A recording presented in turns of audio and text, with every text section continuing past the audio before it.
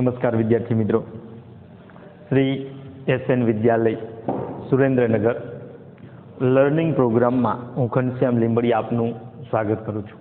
मित्रों, આપણે અગાઉનો જે પાઠ હતો ધોરણ 12 કોમર્સ વાણિજ્ય વ્યવસ્થા અને સંચાલનની અંદર છેલ્લો ત્રીજું જે ચેપ્ટર હતું આયોજન, આજે આપણે એક નવા જ પાઠની શરૂઆત કરશું અને તે છે ચેપ્ટર નંબર 4 વ્યવસ્થા તંત્ર।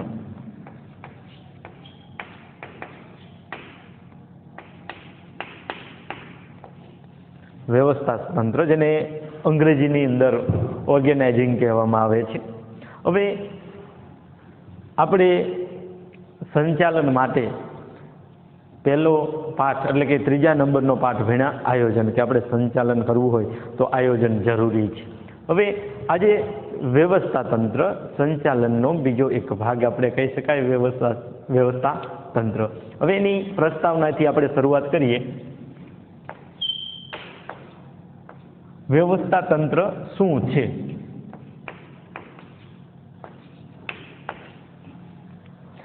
કોઈ પણ પ્રકારનું આયોજન આપણે કરેલું હોય તો આયોજન દ્વારા એકમના ધ્યેય સુનિશ્ચિત કરવામાં આવે છે, એટલે કે નક્કી કરવામાં આવે છે। આયોજનનું જે ધ્યેય છે એ આયોજન દ્વારા આપણે કોઈ પણ ધંધાકીય એકમનું ધ્યેય સુનિશ્ચિત એટલે કે નક્કી કરવામાં આવે છે।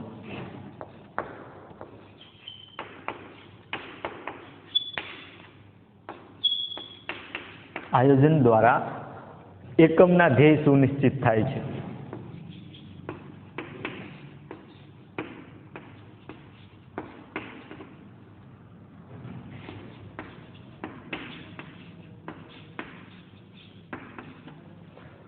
હવે અહીંયા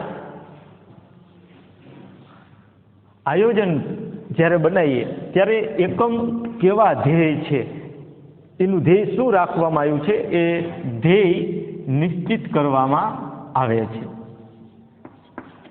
હવે આ ધ્યેયને પાર પાડવા માટે માત્ર આયોજનમાં તો આપણે નક્કી કરી નાખ્યું કે આપણે ધંધાકીય એકમ છે, એકમનું ધ્યેય આ છે, નક્કી કરી નાખ્યું, પરંતુ સંચાલનની સફળતાનો આધાર માત્ર આયોજન નથી। આપણે આયોજનની અંદર નક્કી કરી નાખ્યું કે એકમના ધ્યેય સુનિશ્ચિત થઈ ગયા, પરંતુ આયોજન કરવાથી સંચાલન સફળ નથી થતું। સંચાલનને સફળ કરવા માટે આયોજન પર અસરકારક અમલ પર રહેલો છે। હવે આયોજનનો તમે અમલ કઈ રીતે કરો છો? માત્ર તમે આયોજન બનાવીને મૂકી દો એનીથી તો તમારું માત્ર ધ્યેય નક્કી થયું, પરંતુ આયોજનની અસરકારકતા જે છે એ આયોજનના અસરકારક અમલ પર તમે કઈ રીતે એનો અમલ કરો છો એના ઉપર રહેલું છે, બરાબર। આયોજન તો બનાવી, પણ આયોજન બનાવ્યા પછી એનો અમલ કઈ રીતે કરવામાં આવે છે તો એના અસરકારક અમલ પર આ આયોજનની સફળતાનો આધાર રહેલો છે। હવે આયોજનના અસરકારક અમલ અને ધ્યેયની સિદ્ધિ માટે આયોજન છે એ અસરકારક રીતે સફળ થાય અને ધ્યેય પ્રાપ્ત થાય એના માટે વહીવટી માળખું રચવામાં આવે છે। વહીવટી માળખું એટલે કે વ્યવસ્થા તંત્ર।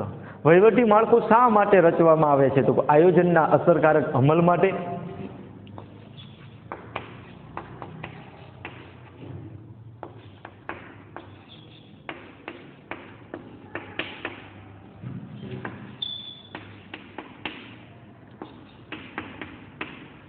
પહેલું કાર્ય કે આયોજનના અસરકારક અમલ માટે વ્યવસ્થા તંત્રની જરૂર પડે છે, બરાબર। એનું આયોજન અસરકારક નીવડે એના માટે અને ધ્યેયની સિદ્ધિ માટે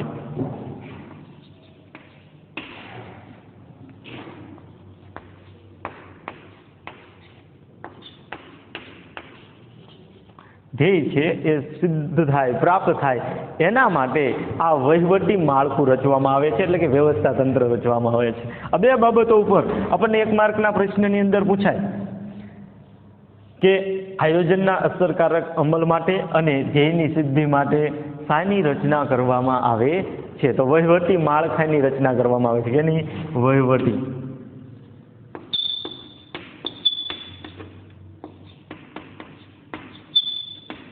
બરાબર, વહીવટી માળખું છે એ રચવામાં આવે છે. હવે બીજી રીતે પણ પ્રશ્ન પૂછી શકાય કે વહીવટી માળખું શા માટે રચવામાં આવે છે? તો કે આયોજનના અસરકારક અમલ માટે અને ધ્યેયની સિદ્ધિ માટે વહીવટી માળખું છે એ રચવામાં આવે છે. આમ અવડો સવડો બંને બાજુ પ્રશ્ન પૂછાઈ શકે તેમ છે, એટલે યાદ રાખજો. બે રીતે મેં પહેલાં કીધું કે પહેલો પ્રશ્ન એવી રીતે પૂછવામાં આવે કે આયોજનના અસરકારક અમલ માટે અને ધ્યેયની સિદ્ધિ માટે શું રચવામાં આવે છે? તો કે વહીવટી માળખું રચવામાં આવે છે. અથવા તો વહીવટી માળખું શા માટે રચવામાં આવે છે? તો કે આયોજનના અસરકારક અમલ માટે અને ધ્યેયની સિદ્ધિ માટે આ વહીવટી માળખું રચવામાં આવે છે. હવે વહીવટી માળખું છે તેને વ્યવસ્થા તંત્ર કહેવાય છે. આ જે વહીવટી માળખું છે એ વ્યવસ્થા તંત્રના નામે ઓળખવામાં આવે છે. જેને શું કહેવાય છે? વ્યવસ્થા તંત્ર.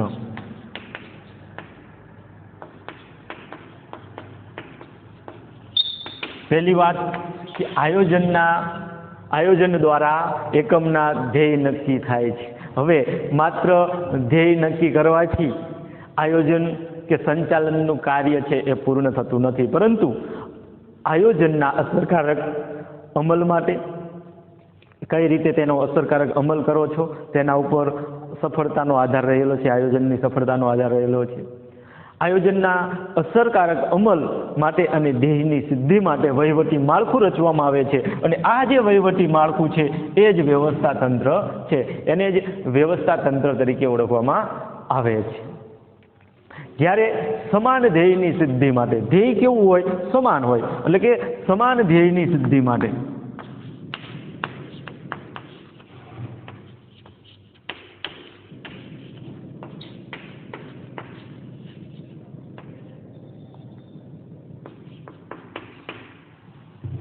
સમાન ધ્યેય હોય, એક સમાન ધ્યેય હોય, તો કે સમાન ધ્યેયની સિદ્ધિ માટે વહીવટી માળખું છે એ રચવામાં આવે છે.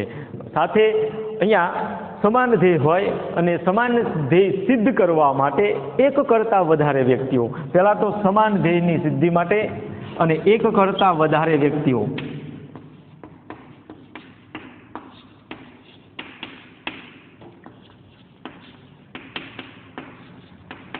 એક કરતાં વધારે જે વ્યક્તિઓ છે એ કામ કરતા હોય. પહેલાં તો ધ્યેય એક કરતાં વધારે વ્યક્તિઓ છે અને એમનું ધ્યેય કેવું હોય? સમાન હોય. તો આવા વધારે વ્યક્તિઓ જ્યારે કામ કરતા હોય, એકમની અંદર કામ કરતા હોય, ત્યારે એકમના અસરકારક વ્યવસ્થા તંત્રની આવશ્યકતા રહે છે.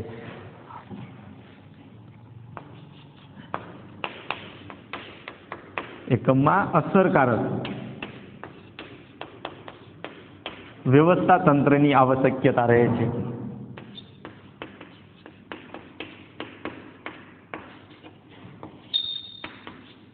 હવે આ પણ પ્રશ્ન આપણને પૂછાય કે અસરકારક વ્યવસ્થા તંત્રની આવશ્યકતા ક્યારે જણાય છે?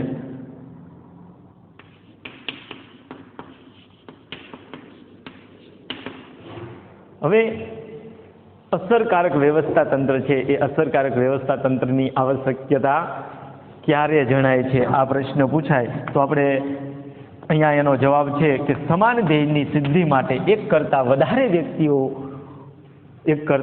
વધુ વ્યક્તિઓ જે છે એ કામ કરતા હોય ત્યારે એકમમાં અસરકારક વ્યવસ્થા તંત્રની આવશ્યકતા રહે છે. આ પ્રશ્ન પૂછાય, યાદ રાખજો કે એકમની અંદર અસરકારક વ્યવસ્થા તંત્રની આવશ્યકતા ક્યારે જણાય છે? તો કે સમાન ધ્યેયની સિદ્ધિ માટે એક કરતાં વધારે વ્યક્તિઓ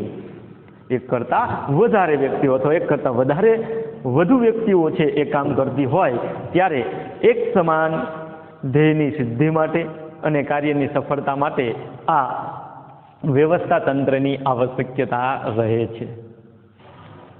એકમના ધ્યેય સિદ્ધ કરવું છે એના માટે અને કાર્ય સફળતાનો જે આધાર છે એ એકમના કર્મચારીઓ વચ્ચેની કાર્યની સ્પષ્ટ વહેંચણી, સત્તાની જવાબદારીઓનું વિભાજન, સત્તાની સોંપણી જેવી બાબતો પર આધાર રહેલો છે. એકમને સફળતાની શિરે લઈ જવું છે ત્યારે તો જે આયોજનમાં નક્કી થયેલું છે ત્યારે એકમની અંદર જે વ્યક્તિઓ કામ કરી રહ્યા છે તો એ કામ કરી રહેલ વ્યક્તિઓને વચ્ચે કામની અસરકારક વહેંચણી છે એ ખૂબ જ અતિ આવશ્યકતા છે. એકમને અથવા તો જે એકમની અંદર આયોજન કરવામાં આવેલું છે એ આયોજનને સફળ બનાવવું છે.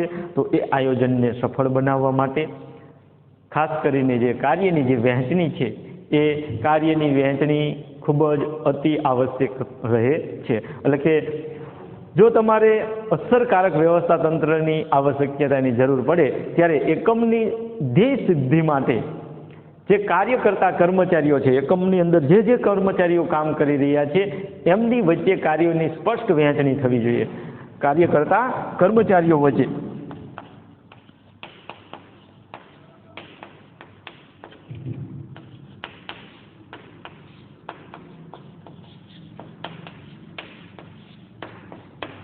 ઘણા બધા કર્મચારીઓ એકમની અંદર કામ કરતા હોય તો આ બધા જ કર્મચારીઓ વચ્ચે સ્પષ્ટ કાર્યની વહેંચણી થવી જોઈએ કે આ વ્યક્તિને આ જ કાર્ય, સ્પષ્ટ કાર્યની વહેંચણી.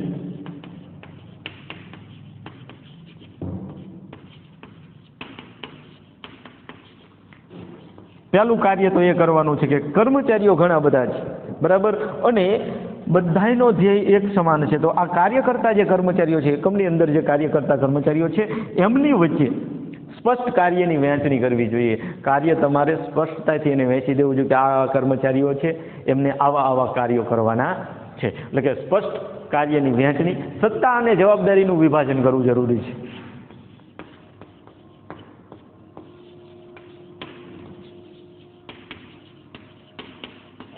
સત્તા અને જવાબદારી આ પણ એક અગત્યનું છે. સત્તા અને જવાબદારીનું વિભાજન ખૂબ જ અતિ આવશ્યકતા છે કે સત્તા અને જવાબદારીના વિભાજનની અંદર આપણે વાત કરીએ તો સ્પષ્ટ કાર્યની વહેંચણી થયેલી હોવી જોઈએ. બીજું, સત્તા અને જવાબદારીનું વિભાજન છે એ પણ ખૂબ જ અતિ આવશ્યક છે. તમે માત્ર સત્તા આપો અને જવાબદારી ન આપો તો એનો કોઈ મતલબ રહેતો નથી. એટલે આને જ્યારે તમે કાર્યનું વ્યવસ્થા તંત્ર જ્યારે રચો છો, કર્મચારીને કાર્યની સોંપણી કરો છો ત્યારે જવાબદારી આપો છો, બરાબર, કાર્ય સોંપો છો એટલે કે જવાબદારી સોંપો છો અને આ જવાબદારી સોંપો છો તો એના માટે સત્તા પણ હોવી જોઈએ. એટલે કે સત્તા અને જવાબદારીનું વિભાજન કરવું ખૂબ જ અતિ આવશ્યકતા રહે છે. સત્તાની સોંપણી જેવી બાબતો ઉપર આનો ખૂબ જ ખાસ ભાર મૂકવામાં આવે છે. જો તમે સત્તા સોંપીએ ન હોય તો એવા જે કર્મચારીઓ છે એ કર્મચારીઓ કાર્ય છે, તમે જે જવાબદારી આપી છે એ જવાબદારી નિભાવી શકતા નથી. એટલે એ કાર્ય કરવા માટે, એ કાર્ય કરાવવા માટે કર્મચારીને સત્તા આપવી અતિ આવશ્યક બને છે. એટલે આમ સંચાલન છે એ સંચાલન અથવા તો આયોજનને પાર પાડવા માટે સત્તાની સોંપણી જેવી જે બાબતો છે એ ખૂબ જ અતિ આવશ્યક બને છે. આને આપણે એક ઉદાહરણ થકી સમજીએ. કોઈ પણ એક મેનેજર છે, એ મેનેજરની નીચે 10 કર્મચારીઓ કામ કરે છે. હવે આ 10 જે કર્મચારીઓ છે એ કર્મચારી પાસેથી કામ લેવાની જે જવાબદારી છે એ આ મેનેજરને સોંપવામાં આવેલી છે. હવે આ મેનેજર 10 કર્મચારીઓ પર દેખરેખ રાખશે, કેવી રીતે કાર્ય કરવું એ અંગેનું માર્ગદર્શન આપશે, પરંતુ એને કોઈ જ પ્રકારની સત્તા ન આપવામાં આવે. જવાબદારી સોંપી દીધી કે આ 10 કર્મચારીઓ પાસેથી તમારે કામ લેવાની જવાબદારી તમારી, જવાબદારી સોંપી દીધી, પરંતુ સત્તા ન આપી તો જ્યારે પણ આ 10 કર્મચારીઓ છે એ મેનેજરના કીધું કાર્ય નહીં કરે તો એની પાસે કોઈ પણ પ્રકારની સત્તા નહીં હોય તો એ કાર્યનો અમલવારી કરાવી શકશે નહીં. પરંતુ સાથે સત્તા આપેલી હોય તો આ કર્મચારીઓ પાસેથી યોગ્ય રીતે કાર્ય લઈ શકશે. આમ સત્તા અને જવાબદારી બંને એક સિક્કાની બે બાજુ સમાન છે. એટલે કે સ્પષ્ટ રીતે વ્યવસ્થા તંત્રની જ્યારે તમે રચના કરો છો ત્યારે સત્તા અને જવાબદારી છે વ્યવસ્થિત રીતે વહેંચાયેલી હોવી જોઈએ. સંચાલનની પ્રક્રિયા જે હેતુઓ સુનિશ્ચિત થયા છે તે પછી વિધિસર રીતે અમલમાં મૂકવા માટે વ્યવસ્થા તંત્ર અનિવાર્ય છે. વ્યવસ્થા તંત્ર ક્યારે અનિવાર્ય બને છે તો કે સંચાલનની પ્રક્રિયાની અંદર હેતુઓ નક્કી થઈ ગયા, સુનિશ્ચિત થઈ ગયા. હવે આ હેતુઓ જે નક્કી થયા છે, સુનિશ્ચિત થયેલા હેતુઓ છે એને વિધિસર રીતે અમલમાં મૂકવા પડે. માત્ર તમે હેતુઓ નક્કી કરી નાખો, આવી રીતે પેઢીની અહીંયા સુધીનો નફો પહોંચાડવો છે અને પેઢીનું ઉત્પાદન અહીંયા સુધી વધારવું છે, આવા હેતુઓ નક્કી કરી નાખ્યા પરંતુ એને વિધિસર રીતે અમલમાં મૂકવા માટે વ્યવસ્થા તંત્ર અનિવાર્ય છે. જો વિધિસર રીતે એને અમલમાં મૂકવામાં નહીં આવે તો એ સંચાલન માટે જે ધ્યેય નક્કી કરવામાં આવેલું છે એ ધ્યેય સિદ્ધ ક્યારે પણ થતું નથી, ધ્યેય પ્રાપ્ત ક્યારે પણ થતું નથી. આના માટે આવા હેતુઓ જે સુનિશ્ચિત થયા છે તેને વિધિસર રીતે અમલમાં મૂકવા માટે વ્યવસ્થા તંત્ર અનિવાર્ય છે. તેથી જ કહેવાય છે સંચાલન એ ધંધાકીય સાહસનું મગજ છે, આયોજન તેનો પ્રાણ છે અને વ્યવસ્થા તંત્ર તેનું શારીરિક માળખું એટલે કે શરીર છે. બરાબર. સંચાલન એ ધંધાકીય સાહસનું મગજ છે.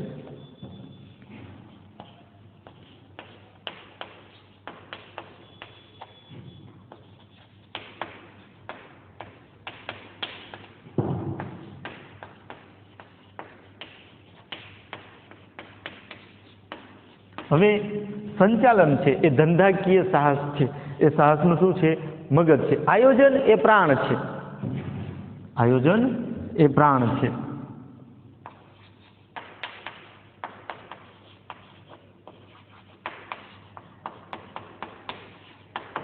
અને ત્રીજી બાબત આપણને કીધી વ્યવસ્થા તંત્ર એ તેનું શરીર છે.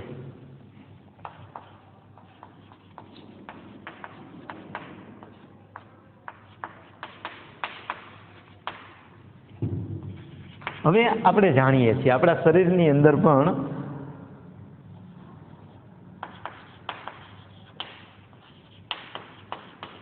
આ જ પ્રકારે હોય છે. પહેલી બાબત આપણને કીધી સંચાલન ધંધાકીય સાહસનું મગજ છે. આપણું મનુષ્ય જીવનની અંદર મગજનું કાર્ય શું છે? તો કે વિચારવાનું. મગજ શું કાર્ય કરે? વિચારવાનું કાર્ય કરે. તો અહીંયા સંચાલન છે એ ધંધાકીય સાહસનું શું છે? મગજ. એટલે કે વિચારો કરે, આયોજન બનાવે, ધ્યેય શું છે? ધ્યેય નક્કી કરે. બરાબર. એટલે વિચારવાનું કાર્ય કોણ કરે છે? મગજ. મગજ એટલે કોણ? તો કે સંચાલન. હવે આયોજન એ એનો પ્રાણ છે. હવે આ જે વિચાર આવ્યો છે એ પ્રકારે આયોજન બને. આપણા શરીરની અંદર જે જીવ હોય એ રીતે પ્રાણ પૂરવાનું કાર્ય આયોજન કરે છે. જ્યારે તમે એની અંદર જીવ દાખલ કરી દીધો, પ્રાણ આવી ગયા, પહેલું તો સંચાલન એ ધંધાકીય સાહસનું મગજ. મગજ એટલે વિચારવાનું કાર્ય કરે. બરાબર. માત્ર વિચારે કંઈ નથી થતું, એની અંદર પ્રાણ આવવો જરૂરી છે. તો આયોજન એની અંદર પ્રાણ પૂરે છે. અને વ્યવસ્થા તંત્ર છે એ તેનું શારીરિક માળખું છે. હવે આપણું શરીર આખું બનતું જાય. પહેલાં તો તમારે મગજ વિચારી લીધું, પ્રાણ પૂરી દીધો, પરંતુ શરીર ન હોય, વ્યવસ્થા તંત્ર એટલે કે આપણે હાથ પગ છે, મોઢું છે, આ બધા એના જે કાર્ય કરવાના છે એ કાર્ય માત્ર મગજથી નથી થવાના, માત્ર પ્રાણથી નથી થવાના. એના માટે આ બધા જ અવયવો હોવા જરૂરી છે. તો આમ ધંધાકીય એકમની અંદર પણ સંચાલન છે એ ધંધાકીય સાહસનું મગજ બને છે, આયોજન એ એની અંદર પ્રાણ પૂરે છે, અને વ્યવસ્થા તંત્ર એ તેનું શારીરિક માળખું છે જે બધા જ પ્રકારના કાર્યો કરવા માટે સક્ષમ હોય છે. ચાલો, તો હવે અહીંયા આપણે તેની પ્રસ્તાવના જોઈ. વ્યવસ્થા તંત્ર શું છે? હવે તેની જુદી જુદી જે વ્યાખ્યાઓ છે અને ખ્યાલ છે તેને સમજવાનો પ્રયત્ન કરીએ. પ્રસ્તાવનાની અંદર ફરી વખત તમે જોઈ લો કે આયોજન છે એ ધંધાકીય એકમમાં ધ્યેય સુનિશ્ચિત કરે છે, અને આયોજનના અસરકારક અમલ માટે અને ધ્યેયની સિદ્ધિ માટે વહીવટી માળખું છે એ જરૂરી છે. અને આ જે વહીવટી માળખું છે તેને જ વ્યવસ્થા તંત્ર તરીકે ઓળખવામાં આવે છે. બીજું કે સમાન ધ્યેયની સિદ્ધિ માટે એક કરતાં વધારે વ્યક્તિઓ છે ભેગા થઈને જ્યારે કાર્ય કરતા હોય ત્યારે એકમમાં અસરકારક વ્યવસ્થા તંત્રની આવશ્યકતા જણાય છે. આ પણ મેં કીધું કે એકમની અંદર અસરકારક વ્યવસ્થા તંત્રની જરૂરિયાત ક્યારે ઊભી થાય છે? તો કે સમાન ધ્યેયની સિદ્ધિ માટે એક કરતાં વધારે વ્યક્તિઓ ભેગા મળીને કામ કરતા હોય ત્યારે અસરકારક વ્યવસ્થા તંત્રની જરૂરિયાત જણાય છે. હવે કાર્યકર્તા કર્મચારીઓ વચ્ચે સ્પષ્ટ કાર્યની વહેંચણી થવી જોઈએ. સત્તા અને જવાબદારીનું વિભાજન પણ જરૂરી છે. એટલા માટે સંચાલન છે એ ધંધાકીય સાહસનું મગજ છે, જ્યારે આયોજન એ પ્રાણ છે અને વ્યવસ્થા તંત્ર એ તેનું શારીરિક માળખું છે. હવે આપણે વ્યવસ્થા તંત્ર છે એનો અર્થ જોઈએ.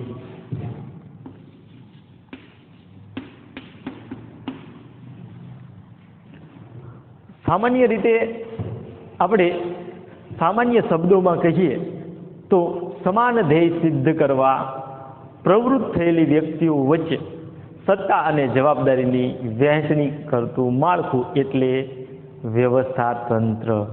સમાન ધ્યેય સિદ્ધ કરવા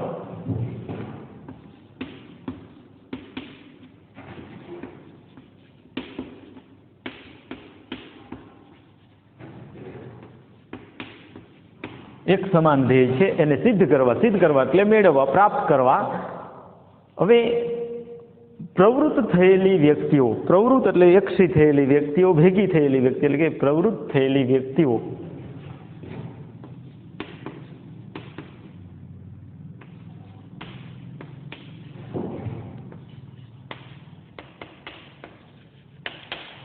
પ્રવૃત્ત થયેલી વ્યક્તિઓ વચ્ચે સત્તા અને જવાબદારીની વહેંચણી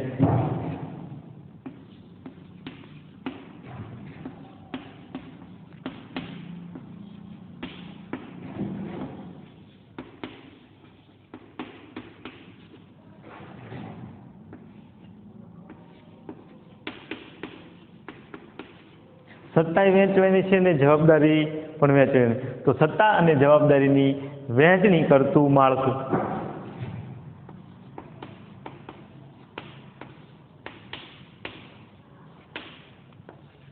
એટલે વ્યવસ્થા તંત્ર.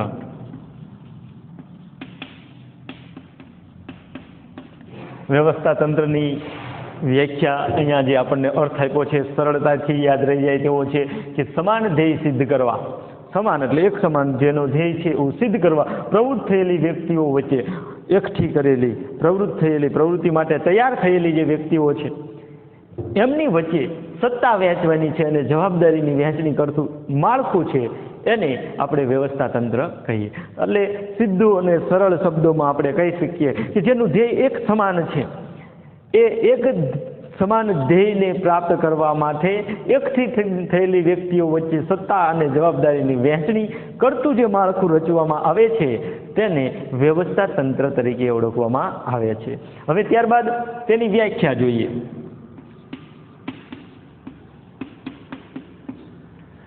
વ્યાખ્યા અલગ અલગ સંચાલન શાસ્ત્રીઓએ આપેલી છે, જુદી જુદી વ્યાખ્યાઓ છે. એમાં પહેલું છે ચેસ્ટર આઈ બર્નાર્ડ. ચેસ્ટર આઈ બર્નાર્ડના જણાવ્યા મુજબ આપણે જોઈએ પહેલી વ્યાખ્યા. જો આપણને પરીક્ષાની અંદર નામ દઈને કીધું હોય કે ચેસ્ટર આઈ બર્નાર્ડની વ્યવસ્થા તંત્રની વ્યાખ્યા જણાવો તો તમે એની જ વ્યાખ્યા લખવી પડે, અને નામ ન આપ્યું હોય તો તમે તમારી રીતે કોઈ પણ એક સંચાલન શાસ્ત્રની વ્યાખ્યા લખી શકો છો. તો ચેસ્ટર આઈ બર્નાર્ડ.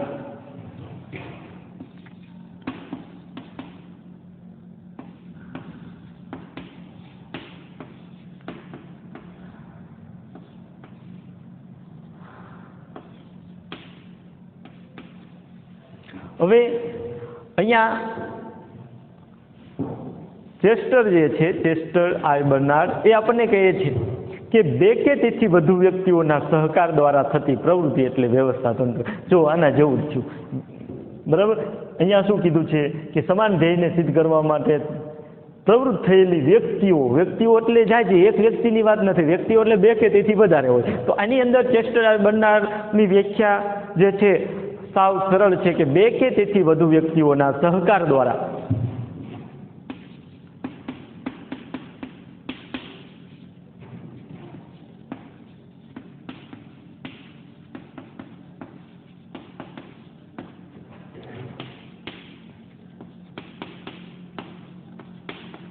બે કે તેથી વધારે વ્યક્તિઓના સહકાર દ્વારા થતી પ્રવૃત્તિ.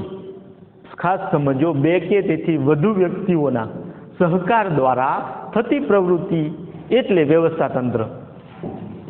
બે કે તેથી વધારે વ્યક્તિઓના સહકાર દ્વારા થતી પ્રવૃત્તિઓ એટલે વ્યવસ્થા તંત્ર.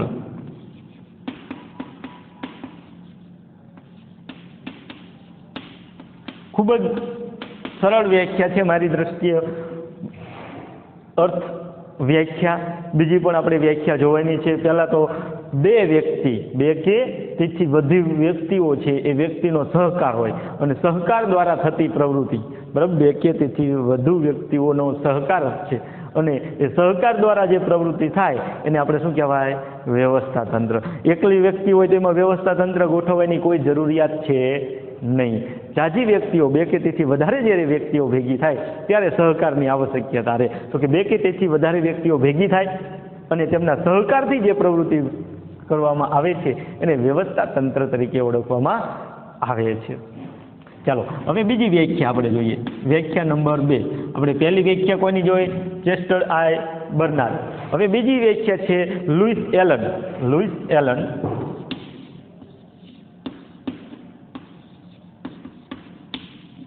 હવે લુઈસ એલનના જણાવ્યા પ્રમાણે કે એમના મત પ્રમાણે આપણે જોઈએ તો કે વ્યવસ્થા તંત્ર એ એવી પ્રક્રિયા છે જેમાં નિશ્ચિત હેતુઓ સિદ્ધ કરવા માટે, અર્થ બધાનો એક જ છે. તમે જો હેતુ અથવા તો સિદ્ધ, હેતુ અથવા તો ધ્યેય, અહીંયા કને ધ્યેય સિદ્ધ કરવા, અહીંયા આપણને શું કીધું? હેતુ સિદ્ધ કરવા. તો અહીંયા વ્યવસ્થા તંત્ર એ એવી પ્રક્રિયા છે કે જેમાં નિશ્ચિત હેતુઓ સિદ્ધ કરવા માટે લોકો વધુમાં વધુ અસરકારક રીતે કાર્ય કરી શકે, અસરકારક રીતે એટલે કે સારી રીતે કાર્ય કરી શકે તે હેતુથી કાર્યની સ્પષ્ટતા કરવી કે આ વ્યક્તિને આવું કાર્ય કરવાનું છે તેની સ્પષ્ટતા કરવી, કાર્યનું વર્ગીકરણ કરવું, જવાબદારી અને સત્તાની સોંપણી કરવાની તેમજ તેમની વચ્ચે સંબંધો સ્થાપવાની પ્રક્રિયા એટલે વ્યવસ્થા તંત્ર કહેવામાં આવે છે.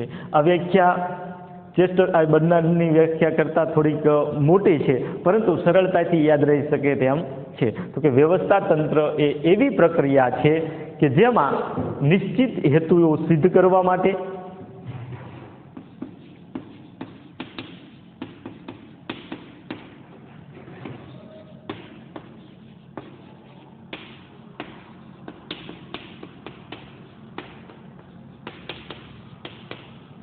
વ્યવસ્થા તંત્ર એ એવી પ્રક્રિયા છે અથવા તો એવી પ્રવૃત્તિ છે, એવી પ્રક્રિયા છે અથવા તો એવી પ્રવૃત્તિ છે કે જેમાં નિશ્ચિત હેતુઓ સિદ્ધ કરવા, કે જેમાં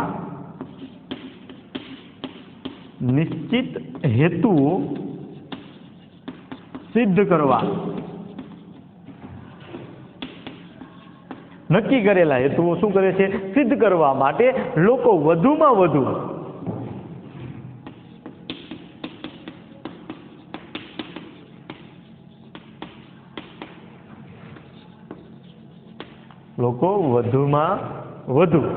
અસરકારક રીતે કાર્ય કરે, અસરકારક રીતે કાર્ય કરી શકે, વધુમાં વધુ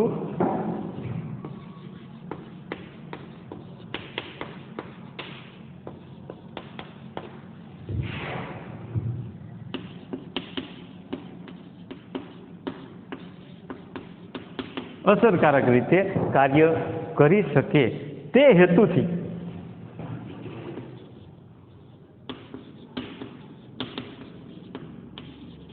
આપણે હેતુ શું છે તો કે લોકો વધુમાં વધુ અસરકારક રીતે એટલે કે સારી રીતે કાર્ય કરી શકે તેના માટે કાર્યની સ્પષ્ટતા કરવાની, કાર્યની સ્પષ્ટતા કરવાની કે કોને શું કાર્ય કરવું, કેવી રીતે કાર્ય કરવું. પહેલા તો કાર્ય સ્પષ્ટ કરવાનું કે શું છે, કાર્ય સ્પષ્ટ કરવાની, સ્પષ્ટતા કરવાની. પછી બીજી વાત આપણને કરી છે કે તેનું વર્ગીકરણ કરવાની,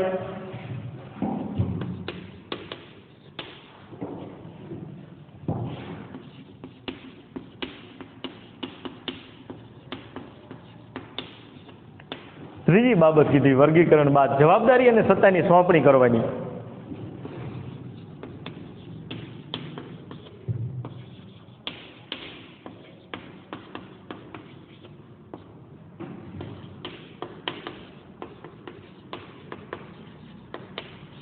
જવાબદારી અને સત્તાની સોંપણી કરવાની તેમજ સંબંધો સ્થાપવાની પ્રક્રિયા છે.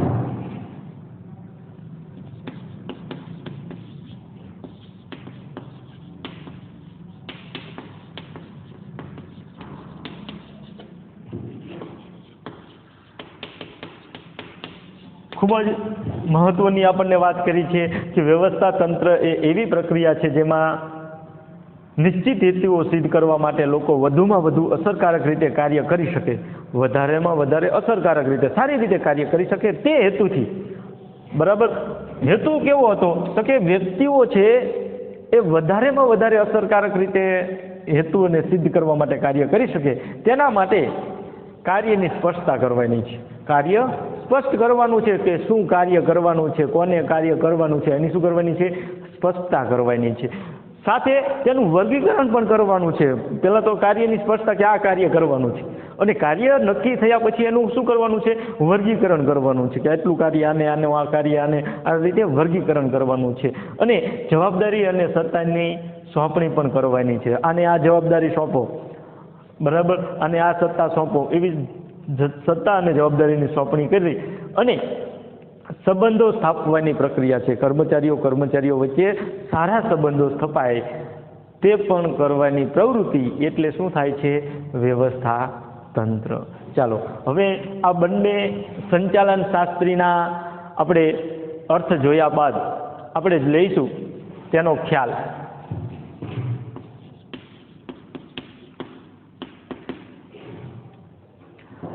સમગ્ર વહીવટ જે થાય અને સંચાલનની જે પ્રક્રિયા છે એને જો આપણે અસરકારક બનાવવી હોય તો કાર્યક્ષમ વ્યવસ્થા તંત્ર હોવું અનિવાર્ય છે.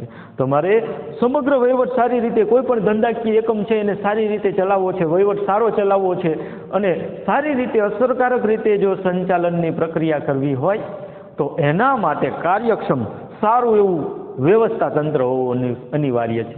જો વ્યવસ્થિત સારી રીતે વ્યવસ્થા તંત્રની જો સ્થાપના ન કરી હોય તો સંચાલનની મોટા ભાગની મુશ્કેલીઓ બિનકાર્યક્ષમ વ્યવસ્થા તંત્રને કારણે જ ઉદ્ભવતી જોવા મળે. ખાસ ધ્યાન રાખજો કે આપણે મોટા ભાગની જે મુશ્કેલીઓ સર્જાતી હોય તો બિનકાર્યક્ષમ વ્યવસ્થા તંત્રને જ કારણે થાય છે. વ્યવસ્થા તંત્ર જો તમારું સારું હોય, કાર્યક્ષમ હોય તો ક્યારેય મુશ્કેલીઓ ઉદ્ભવતી જ નથી. મોટા ભાગની સંચાલનમાં જ્યારે મુશ્કેલીઓ ઉદ્ભવે છે તો એ મુશ્કેલીઓ ઉદ્ભવવાનું કારણ છે કે બિનકાર્યક્ષમ વ્યવસ્થા તંત્ર, બરાબર. સંચાલનમાં મોટા ભાગની છે એ મોટા ભાગની મુશ્કેલીઓ ઉદ્ભવે છે. આવી મુશ્કેલીઓ જે ઉદ્ભવે છે એ મુશ્કેલીઓ પાછળનું જો મુખ્ય કારણ આપણે જાણવું હોય તો તે છે બિનકાર્યક્ષમ વ્યવસ્થા તંત્ર.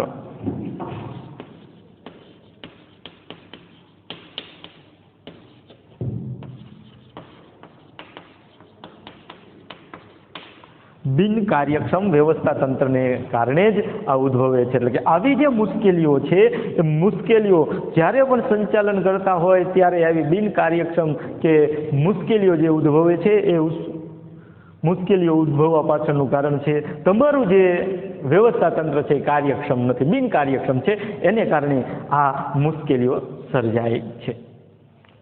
અને તેને કારણે ધંધાકીય એકમ નિશ્ચિત સમયમાં ધ્યેય સિદ્ધ કરી શકતું નથી. હવે આવી જે મુશ્કેલીઓ ઊભી થાય, બિનકાર્યક્ષમ વ્યવસ્થા તંત્ર છે અને જે મુશ્કેલીઓ ઊભી થઈ છે એ મુશ્કેલીને કારણે તમે જે નક્કી કરેલું છે એ સમયગાળામાં તમે ધ્યેય પ્રાપ્ત કરી શકતા નથી, ધ્યેય સિદ્ધ કરી શકતા નથી. એટલે કે નિશ્ચિત સમયમાં તમારું ધ્યેય પ્રાપ્ત થતું નથી. તેથી જ જો ધંધાકીય એકમ પાસે યોગ્ય અને અસરકારક વ્યવસ્થા તંત્ર હોય તો સાધનોનો મહત્તમ ઉપયોગ દ્વારા સમય, શક્તિ અને નાણાંની બચત કરી શકાય છે. અસરકારક વ્યવસ્થા તંત્ર, કેવું વ્યવસ્થા તંત્ર?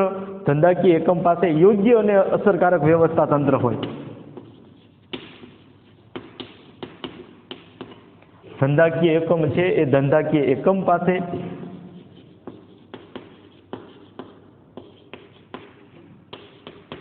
યોગ્ય વ્યવસ્થા તંત્ર હોવું જરૂરી છે. યોગ્ય અને પાછું અસરકારક પણ હોવું જોઈએ.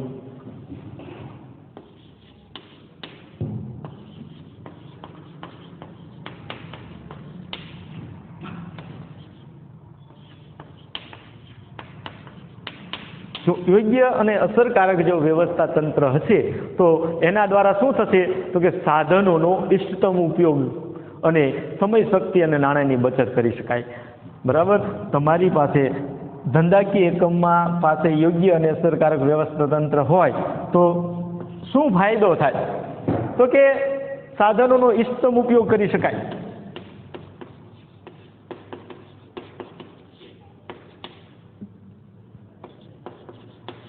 ઇષ્ટતમ એટલે કે વધારેમાં વધારે ઇષ્ટતમ ઉપયોગ થઈ શકે. બીજું, સમય અને શક્તિ અને નાણાં ત્રણેયની બચત થાય. તમારો સમય બચે છે, શક્તિ બચે છે અને નાણાં ત્રણેયની શું થાય છે? બચત કરી શકાય છે. કોના દ્વારા? બરાબર.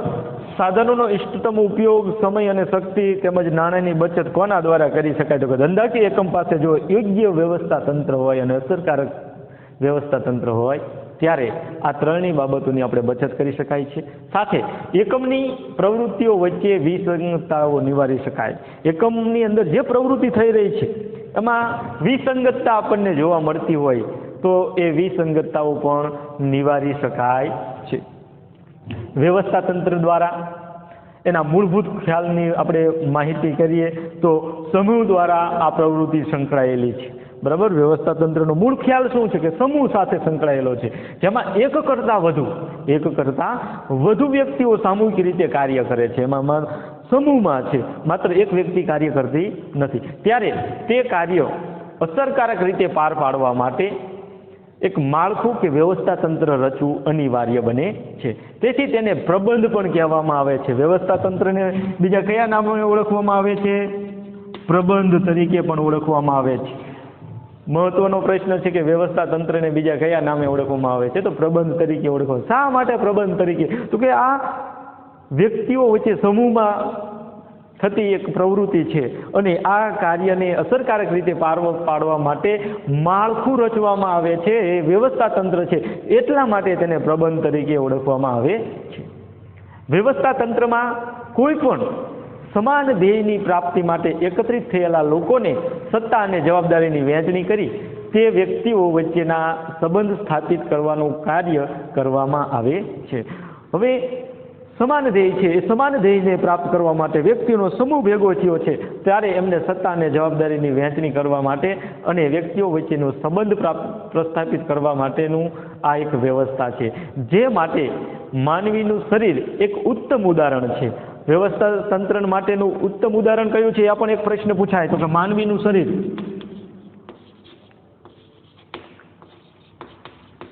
માનવીનું શરીર એ વ્યવસ્થા તંત્ર માટેનું ઉત્તમ ઉદાહરણ છે. કારણ કે જે રીતે મગજ વિચારવાનું કાર્ય કરે છે તો વ્યવસ્થા તંત્ર આપણું માળખું છે એ તે પ્રમાણે કાર્ય કરવાનું કાર્ય કરે છે. એટલે કે માનવ શરીર છે એ વ્યવસ્થા તંત્ર માટેનું ઉત્તમ ઉદાહરણ છે. માનવીના શરીરના જુદા જુદા અંગોના કાર્યો જુદા જુદા છે, તેમ છતાં બધા જ અંગો એકબીજા સાથે સંકલિત હોય છે. બધાનું કાર્ય જુદું છે. આંખનું કાર્ય જુદું, પગનું કાર્ય, મોઢાનું, આ જે શરીર છે, શારીરિક માળખું છે, એમનું કાર્ય બધાનું જુદું છે, તેમ છતાં સંકલિત રહે છે, ક્યારેય વિભિન્ન જોવા મળતા નથી. તો વ્યવસ્થા તંત્રનું કાર્ય પણ એ જ છે કે બધા જ કર્મચારીઓને સંકલિત રાખવા. તો મિત્રો, આજના લેક્ચરની અંદર આપણે વ્યવસ્થા તંત્રની પ્રસ્તાવના, વ્યવસ્થા તંત્રનો અર્થ, વ્યાખ્યા અને ખ્યાલ વિશે માહિતી મેળવી. આવતા વિડીયોની અંદર આપણે લાક્ષણિકતા વિશે જોઈશું. જે કંઈ માહિતી આપવામાં આવી એમાં તમને પૂરો ખ્યાલ આવ્યો છે એવી આશા રાખું છું. આભાર.